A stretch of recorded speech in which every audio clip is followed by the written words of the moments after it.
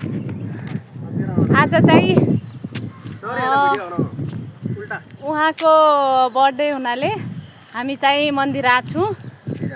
म अनि उहाँ अनि छोरो शिवांश अनि छोरीलाई चाहिँ हामी छोडेर आएको छौँ।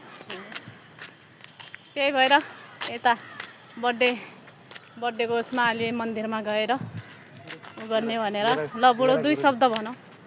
हेलो हेलो, नमस्ते नमस्ते सम्पूर्णलाई है।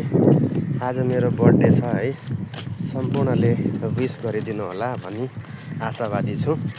र आज जन्मदिन परेको खण्डमा सबैलाई सम्झना र मिठो मायाको साथ आज मेरो बर्थडेको सुरुवात, बर्थडेको दिन, जन्मदिन। र आज म लगायत सम्पूर्ण हामी परिवार एकदम सकारात्मक छौँ अनि खुसी छौँ र हामी सेलिब्रेसन मोडमा पनि छौँ है। त्यसैले मेरो छोरा र बुढी र म हामी चाहिँ मन्दिर भगवान् शिवको दर्शन गर्न गइरहेका छौँ। यही नजिकै छ, पहाडको चुचुरोमा। र केही छिनपछि हामी घरमा आउँछौँ अनि हाम्रो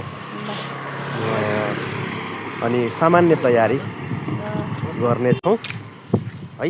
र त्यसलाई पनि प्रत्यक्ष तपाईँहरूलाई हामी देखाउन सक्ने कोसिस गर्नेछौँ भन्दै धन्यवाद।